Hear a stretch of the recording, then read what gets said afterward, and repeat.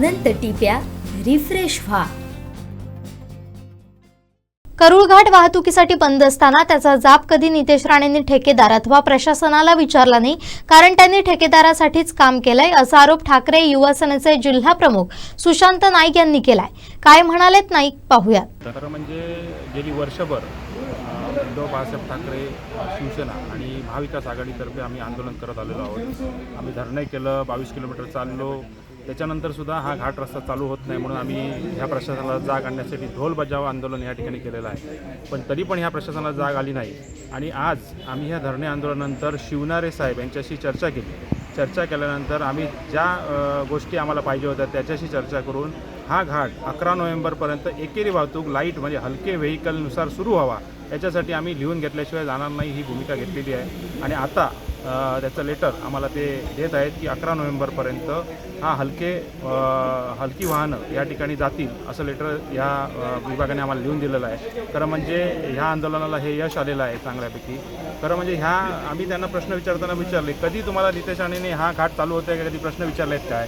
ह्या घाटाचं काम फक्त देण्यामागे, ठेकेदाराला देण्यामागेच फक्त नितेश राणेंचा हात आहे आणि फक्त ठेकेदारासाठी काम करावं हीच भूमिका नितेश राणे घेतलेली आहे। कधी पण हा रस्ता चालू झाला पाहिजे आणि वैभववाडी वासियांच्या आणि त्या पंचक्रोशीतल्या प्रवासी वाहतूक चालू झाली पाहिजे असा कुठचाही प्रयत्न या नितेश राणेकडनं केलेला नाही। फक्त ठेकेदाराकडनं 10% घेऊन हा नितेश राणे गप्प बसलेला आहे। पण आमच्या ह्या आंदोलनाला यश आलेलं आहे आणि 11 नोव्हेंबरपर्यंत हलकी वाहने चालू करण्याचं आश्वासन आम्हाला, लेखी आश्वासन आम्हाला ह्या विभागाने, हायवे विभागाने दिलेलं आहे। 11 नोव्हेंबर आपल्याला राष्ट्रीय महामार्ग प्राधिकरणकडून मुदत दिलेली आहे, मात्र तोपर्यंत जर वाहतूक सुरू झाली नाही 11 नोव्हेंबर त्यानंतर आपली भूमिका काय असणार आहे? खरं म्हणजे 11 नोव्हेंबरपर्यंत जर ही वाहतूक सुरू झाली नाही तर ह्याच्यापेक्षाही मोठं आंदोलन आणि आम्ही ह्या प्रशासनाला, ह्या हायवे डिपार्टमेंटला इथे बसू देणार नाही अशी आमची भूमिका आहे।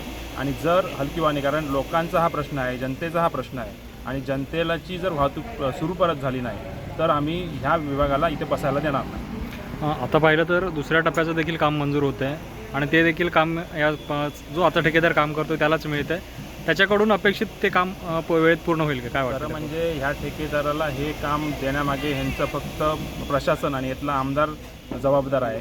खरं म्हणजे ह्या ठेकेदाराने इतका वेळ ह्या कामामध्ये काढलेला आहे, लोकांची एवढी गैरसोय केलेली आहे, जनतेची एवढी गैरसोय केलेली आहे की वैभववाडीवासीय यांना हे जाण्यासाठी मार्ग हा बंद ठेवलेला आहे। किती वर्ष झालं हा बंद ठेवलेला आहे। त्या ठेकेदाराला हे खरं म्हणजे ब्लॅकलिस्ट केलं पाहिजे होतं, कारण हे काम वेळेवर पूर्ण होत नाही आहे म्हणून। आणि तरी पण आमचं हे ह्या आंदोलनाला यश मिळालेलं आहे की 11 नोव्हेंबरपर्यंत आमचं एकेरी वाहतूक, हलक्या वाहनांची वाहतूक हे सुरू करणार असं लेखी आश्वासन ते आम्हाला दिलेलं आहे। आमचे दिवसभरातले सर्व अपडेट्स, ताज्या घडामोडी आणि थेट लाईव्ह पाहण्यासाठी सबस्क्राईब करा, लाईक करा कोकणचं नंबर 1 महा चॅनल कोकण 7 लाईव्हचं YouTube चॅनल।